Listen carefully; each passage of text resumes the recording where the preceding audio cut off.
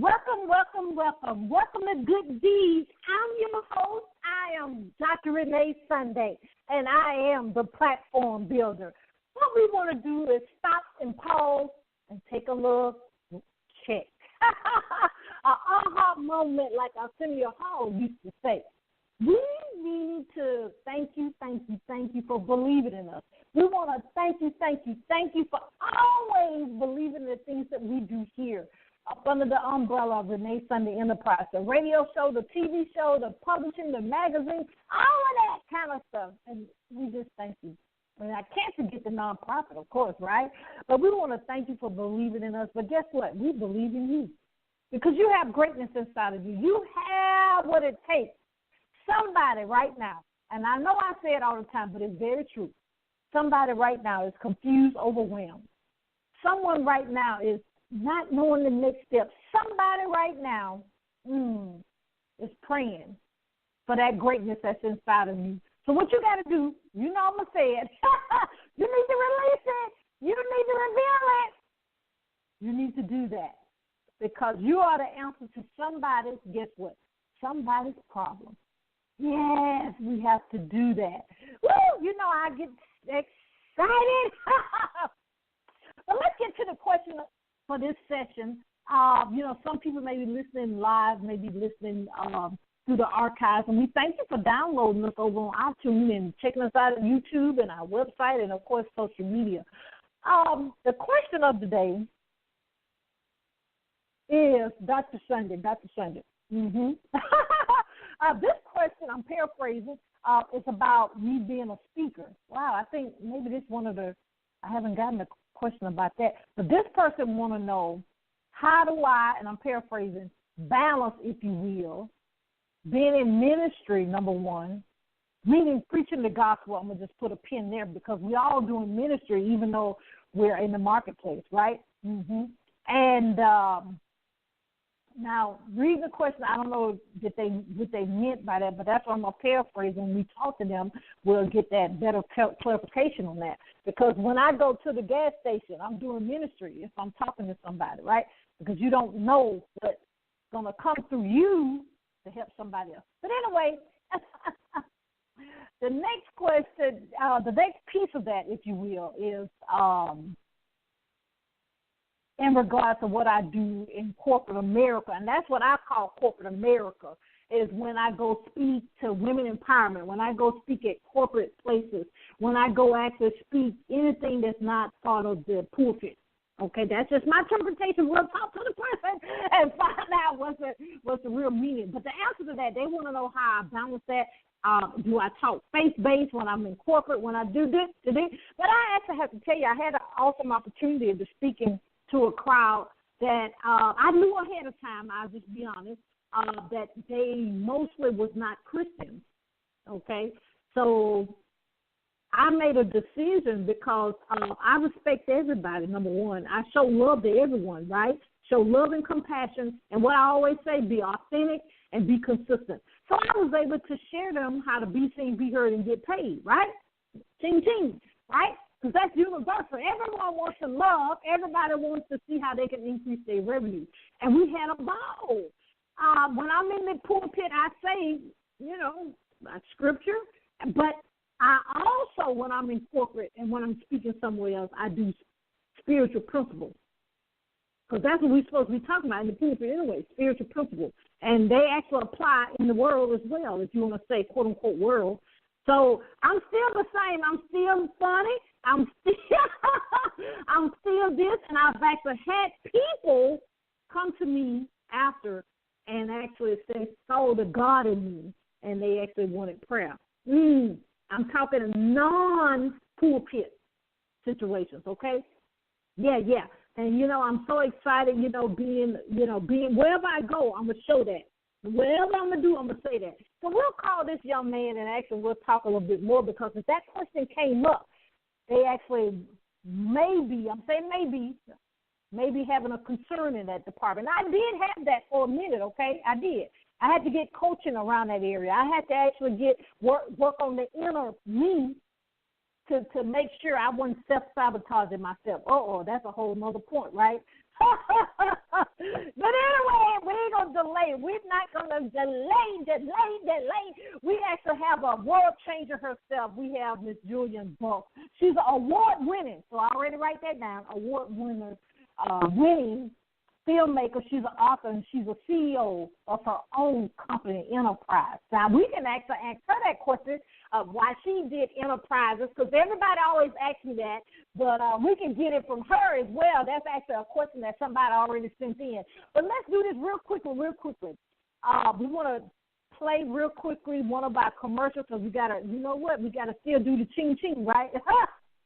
Y'all so funny. Y'all know I'm funny as well. But we're going to take a quick commercial break, and we have the amazing world changer, award-winning filmmaker herself, Miss Jillian Bullock, with us. This is Good Deeds, and I'm Dr. Renee Sunday. We'll be right back.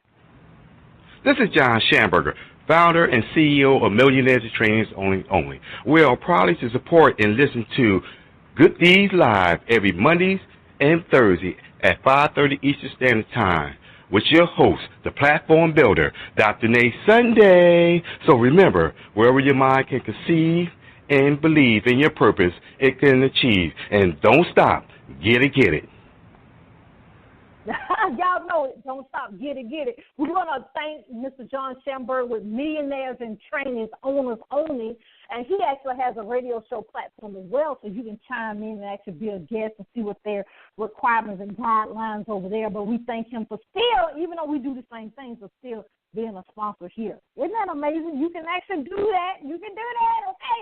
But anyway, we actually have the amazing Miss Jillian Bullock with us. She's a CEO of her own enterprise, LLC. She's going to actually tell us of her name choice there. And after graduating from her university, Salle University, she started a filmmaking. She started in the filmmaking. Y'all see what I'm saying? So what you went to, okay, now that's a whole other subject, right?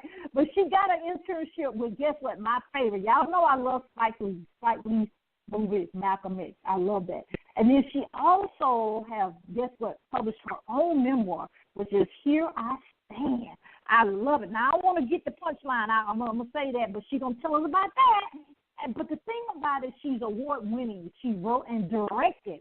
And I guess she's probably seen my personality already, the filmmaker's personal journey, spirit, and the sense of purpose, fighting for our lives. And currently, guess what? I'm not going to give it away. She's going to tell us what she's currently working on. I don't like to spill the beans because it's always better coming from the person. And we're going to welcome none other than the world changer herself.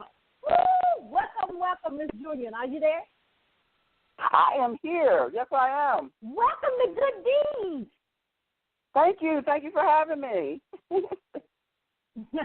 Well, let's start here because, you know, I always love for people to go deeper, if you will, of the amazing things that's going on in your life because I only tip the iceberg. Yes, I hear you. I mean, I'm loving your show. You're amazing host and all that you do. I mean, I'm just really inspired. Thank you for having me on your show. Well, let's dive deep a little bit because, you know, here, because we're in Atlanta, and Atlanta is actually becoming or have became, I have to see what they're saying nowadays out there, an actual place for production, film production, radio, TV, you know, all that kind of stuff. But in regards to filmmaking, if you don't mind sharing, because I always like to see why people, especially the young people, why they went into that particular area. Can you share a little bit of that, please? My story is a little different than most. I got into filmmaking from my stepfather, actually. When I was growing up, my stepfather was a white guy. He's in the Italian Mafia. He really loved film. He was like a film buff. And he always told me since I was a little girl that I could become a filmmaker one day. And he just put it in my head, and we went to see movies every Sunday. And eventually I started believing that maybe I could become a filmmaker. So it was all from, basically, he planted that seed when I was a little girl. Now, that's powerful right there, ladies and gentlemen. She's giving you a lot just in that it actually, when you plant a seed and you continue to nurture It'll come to fruition. So, oh my God, that's amazing. That's amazing. But tell us about this if we throw in this a little bit, because a lot of people always ask me why I actually end up just like you did, having your name and then saying enterprise. Can you share why that great? Because, you know, I tell people why I did it. It was actually a backwards thing in my case. But kind of share with us in regards of your branding that you actually chose your name and you put enterprise in your corporation. Well, you know, I learned from Tyler Perry. He had said on an interview that you want people to know your name, so the best way to have people remember your name is to have your company as your name. So I did Jillian Bullock, like he does Tyler Perry on his Tyler Perry Studios. So I did Jillian Bullock Enterprises, but the Enterprises encompasses not only film and TV, web series, but it also encompasses books, like books that I write, and speaking engagements. So, you know, I'm a professional speaker, so it all encompasses that whole thing under my company. So that's why it's considered enterprises. Yes, I love it. Actually, in my case, like you just said, Tyler Perry, but also I gleaned from Bishop Jakes, because Bishop Jakes, before he became what he is now, he actually had, if I do it right, what is it, TDJ Enterprises. So he was a business owner before he was still a minister. You know, let me not say that incorrectly. But the thing about it that I love that he was, the way we see him now, he's always have said. But then I have to throw this in, ladies and gentlemen, for myself. God didn't tell me to put ministry behind my name, and I'm not knocking what people have done, but that's because I'm really, truly a big marketplace person. Of course, you know, I'm in the church too, but so that was my case. I get that question, Julian, all the time, so I'm thank you for that great knowledge you gave us with that. But let's get, if it's okay, because, you know, a lot of people want to share their story. A lot of people actually want, you know, the amazing thing that happened with Tyler Perry and so many other people that, you know, the idea, if you will, has become what it is, a film, a movie, and have changed so many lives. What do you think we are right now with that, with people going, you know, really from an idea, someone that's, you know, and I'm going to say myself, someone that's common like me. I use myself as, you know, someone that has, I do act, actually, though, and I've been in a couple of films. But the thing is, I'm saying a novice. What should their route be to actually get on the radar, I guess, to even be in a movie or actually be an extra in a movie? I mean, there's a lot of things to do, especially if you don't have an agent when you first start out. But a lot of people, you know, they don't know where to go. But, you know, the basics is obviously you need your bio and you need your headshots. They have to be done professionally. You can't just take a selfie or have a friend take a picture. That's not going to work. And you need it to be done professionally. You need to put a little bit of money out to do it right, and then you have to get your bio done up. And you can learn that and look online and see what a bio is supposed to look like, what your headshot should look like, so you know what to do and what not to do. You start there, and then you can go on places like called Backstage. That's like one of the main sites that people go on for jobs, for acting, and they have all kind of different jobs, from extras to principal roles, theater, TV, movies. They have everything. It's like, you know, you have to join. It's a little membership fee, but it's important. It's a way to get started. Another thing they can find out how to get some jobs works is something called IMDb.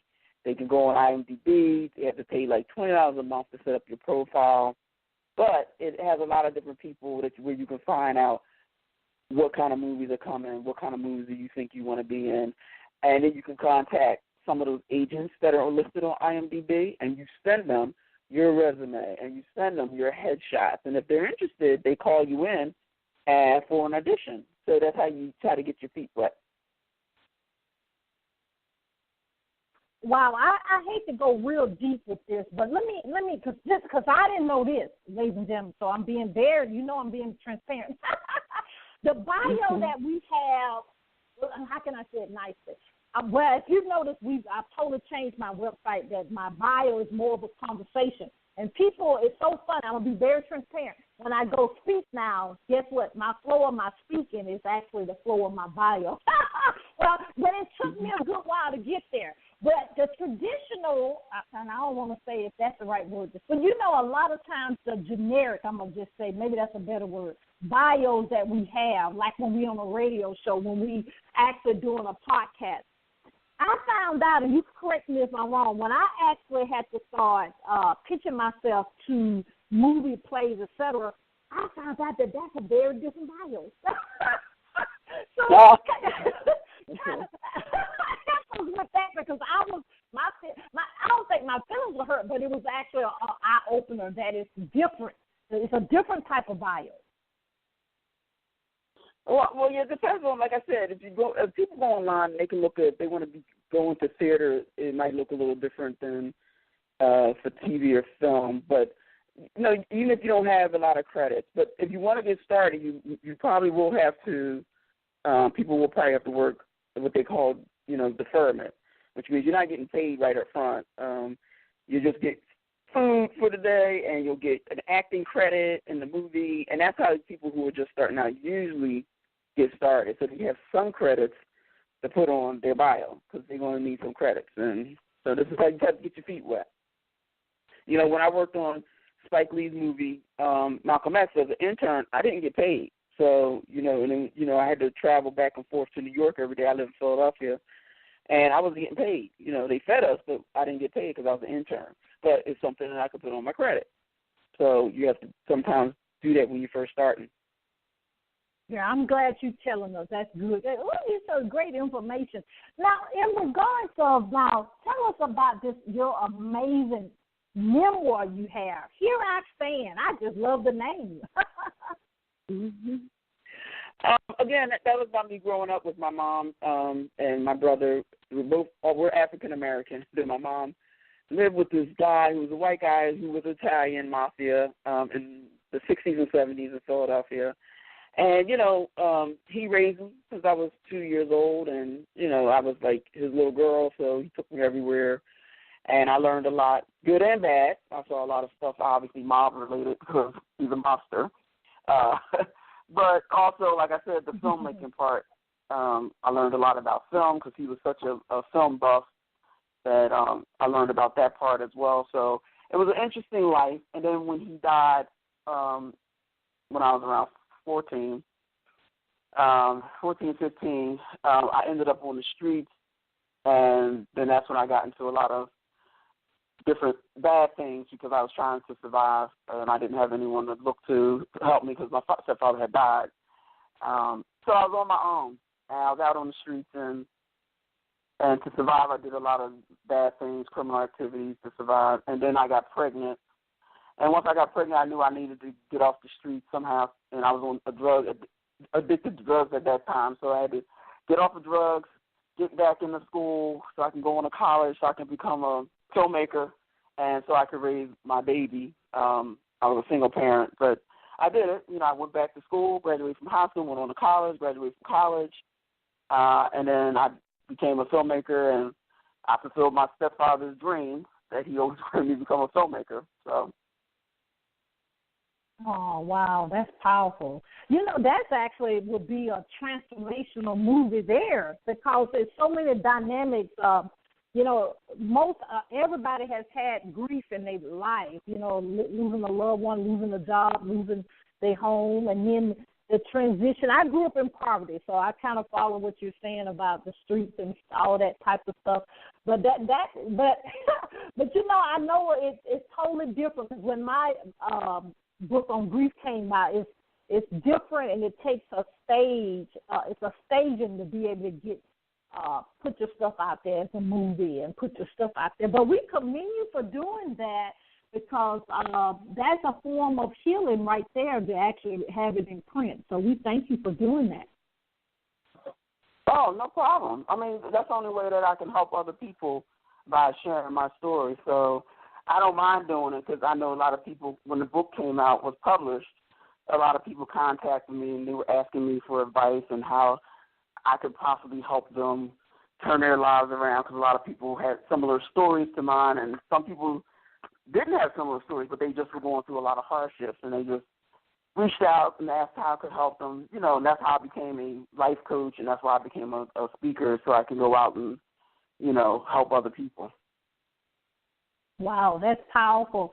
And so now just the evolving of your journey, you write and you direct now. So how do you like that combination? Because we see that on television sometimes when the actor becomes a director, then the director becomes, they evolve into the different stages of production. So how is that experience? Well, I wear a lot of hats. I'm a writer, director, producer, and I'm also a fight choreographer. So I wear a lot of different hats because I'm an independent filmmaker, so sometimes you have to wear a lot of hats. So I do it all because it's just part of the things that you do. If you want to be more of an asset in the business, it's a good idea to have more than one skill set. So that's why you do see a lot of actors who eventually direct as well, because you can write your own projects, you can direct your own projects, you can act in your own projects. Don't have to wait for somebody to hand you a role. You make your own role. You do your own production and your own film, so you can get more work that way. Wow, that's interesting, isn't it? Well, wow, we love that. We love that. Wow. So you've given us the skill set that or the different ways we actually need to, walk out and actually become part of movies and films and stuff like that. But what is it? Cause I've seen a lot of this that is happening, especially here in Atlanta, is a person's book, a memoir or even any type of book is actually becoming a stage play, and then everybody's trying to get to Tyler Perry. You hear that all the time out here in Atlanta. I'm sure they are trying to get to Tyler, but it's very hard to get to him if you don't have an agent. You're really not going to get to Tyler Perry. So. Yeah, I'm gonna say. Now tell us about that. At what stage do you think? Because that's sort of like the question that everybody always asks: when do you get a booking agent? When do you get a PR person? When do you get an agent? For traditional publishing. What stage do you think, in your opinion, that people need to say, okay, I need an agent to actually book me in this certain area? It depends. It depends on what you want to do with your career. But most people, after they've done a couple of films, if they had a good meaty role, not if they had like an extra, if they're extras or something like that, you're not going to get an agent. If you had like a couple of roles where you had a primary role in the movie, then you can start looking for an agent. Because then you have something to show. You have a reel. You have an acting reel that you can show the agent. That they look at that, and they look at your bio, and they look at your headshot. They look at your IMDb page, and when they look at all that stuff, then they decide if they want to bring you in to have your audition, and if they like you, they'll rep you. Yeah, because I'll be transparent. A lot of the extras I've been in, you can't really even say openly that you were in it. I mean, you have to sign that paper saying that, and then it's kind of rare that they actually catch you, unless you really look at it in detail, depending on where you are as an extra. But I see it all the time on social media that people saying they being extra. I said, well, what company they working with? Because I know the ones that I've done, they state you sign a paper saying that you don't put anything out on the media and the masses. So, but everybody, do what they want to do, right? Well, I mean, they're not supposed to. They can actually get sued for that if they signed off on something that said they're not supposed to put any information out, and they do. Legally, they can. The production company can sue that person. So, that happened on the film that I just did, A Sense of Purpose, Fighting for Our Lives. We did a shoot, and one of the ladies took pictures of the set that we were on, and then, as soon as I said break, we're leaving, we're done for the day. We went to get something to eat, and 10 minutes later, she has the pictures all up on Facebook and social media. My producing people called her and said, if you don't have that stuff down in the next 2 minutes, you're getting sued. Because they had signed something that said you're not supposed to release any photos from the production set. Because there's a reason for that. If you have a publicist, It's their job to release the photos, and they know when to release them. They know what caption to put with it and stuff like that. They have a job to do. So if someone jumps the gun and does it too fast, too early, it hurts the production. So, I mean, she took them down, obviously, because, you know, she was in violation of her contract. So you have to listen to what they say. But you sign off on something, and they say you can't, you know, put it out there, don't do it because you risk getting sued. Now, I actually know that firsthand because, Julia, well, not firsthand, meaning the other side, but I do have, I just released my first children's book, The Cover, and I went to my PR person, I said, well, I'm ready to release the cover. She said, oh, wait a minute, let me tell you what to say, and tell you what I have to say. And so, because I don't want to mess up her whole, like you said, campaign that she has. And right. so you actually fussing at me because I almost said, she said, oh, no, let me tell you what you need to say. And so I got that approved before I actually released that. So that was just, I'm laughing because I actually could have messed up myself, but I'm glad I had sense enough to say, what can I release the book, the cover? And she said, yeah. Right. Mm-hmm. So what's coming up for you? I know more and more doors and avenues are coming up. Is anything that you can actually share with us or anything we may have missed that you need to address while we're here? Because we have to get you back because you are evolving. You're going to actually end up doing all these things, and we're going to see you on TV getting all these awards. So we're glad that for this amazing opportunity to share with you. Right now, like I said, I've finished up a movie called A Sense of Purpose, Fighting for Our Lives, and it deals with the veterans and military sexual assault, and, you know, obviously a very touchy subject, especially now with a lot of things going on with the sexual assault, with the Me Too movement and everything. We're winning a lot of different awards at film festivals, and we'll probably be doing film festivals for another, 6 months or so.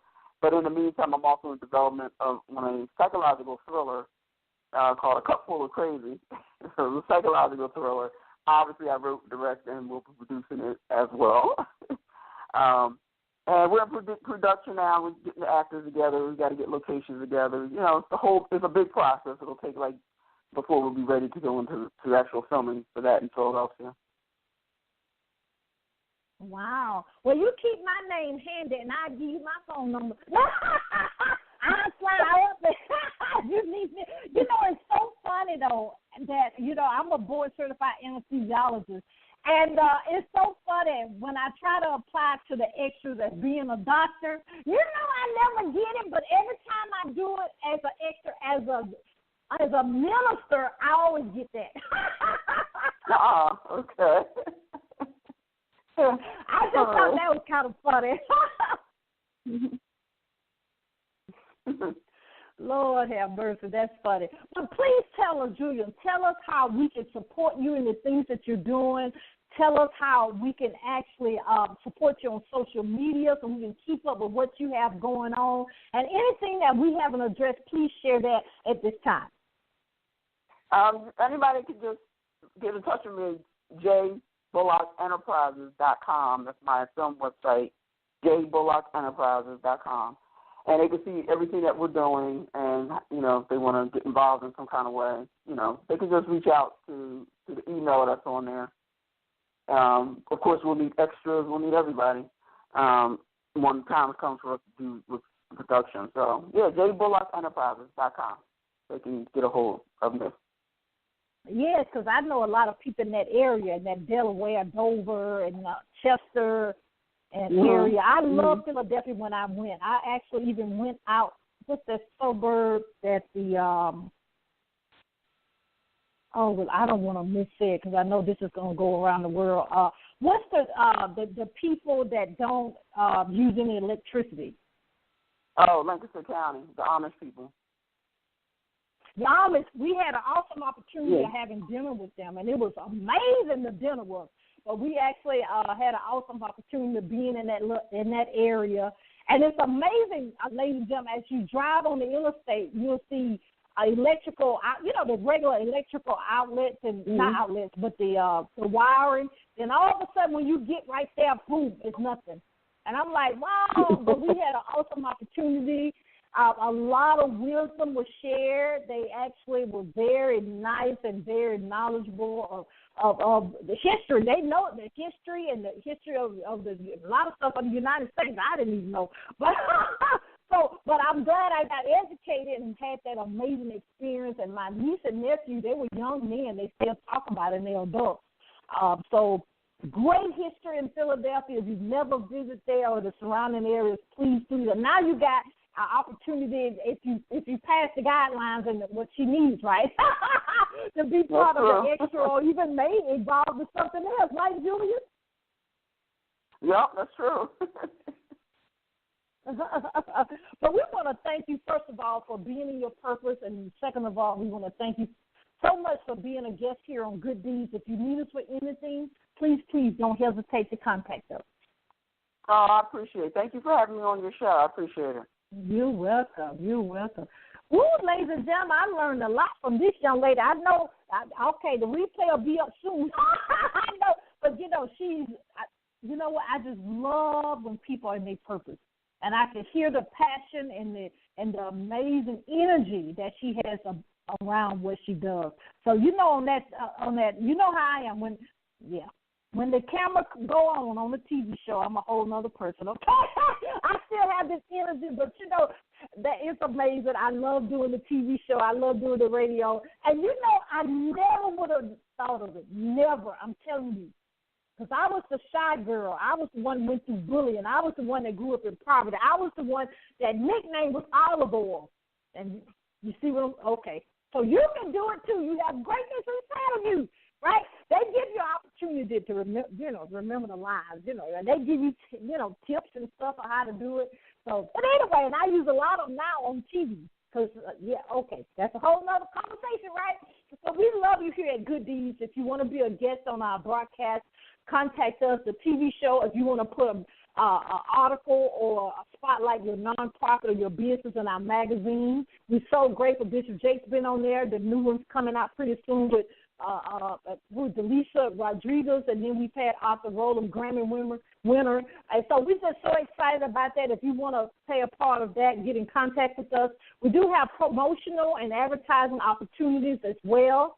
Our website is www.reneesunday.com. Again, that is www.renee, Sunday, SUNDAY.com. If you want to get that book out, publish that book, that stage play, and then Julian, you need to get with her, right? But anyway, she can connect you with maybe an agent or something. I'm sorry I put on the spot right then, but so forgive me. But at least you can be an extra. Start that out. She told us what to do. But also, the thing about it is we need to make sure we do our due diligence in everything we do. So if you need your book published, we can do that with the publishing company, your poetry, your journals, your devotional, okay? Also, we have a nonprofit organization called Sunday Foundation. 501c3 if you want to volunteer, which we'll need volunteers pretty soon. We got a lot of stuff going on. And also, if you want to donate, it's a tax write-off, right? It's a tax write-off. And then we have an educational piece. We actually have children programs. We actually have homeless programs for our brothers and sisters. And we also have a program called The Sun, S-U-N, where we help family members that have loved ones in intensive care units. You see what I'm saying? Yeah, we all need to help one another, right? But please remember, you do have a calling. You do have a reason you were born. You're not a mistake. Y'all know, you're not a mistake. No matter what you say, no matter what somebody else says, right? You have to do this. You have to believe. You have to trust, and you have to walk it out. You got to don't stop. Say it with me. You got to get it. And what you have to get, you got to get your purpose and get your purpose now. Now, check out our website and our social media with all the things we have going on. We have a Breakout Mighty Women's Fellowship that we meet every month for impartation and also to help you with your business, right? So you got to get it. And you got to don't stop. You got to get it, right? And this is Good Deeds. And I'm Dr. Renee Sunday. We'll see you next time. Bye-bye.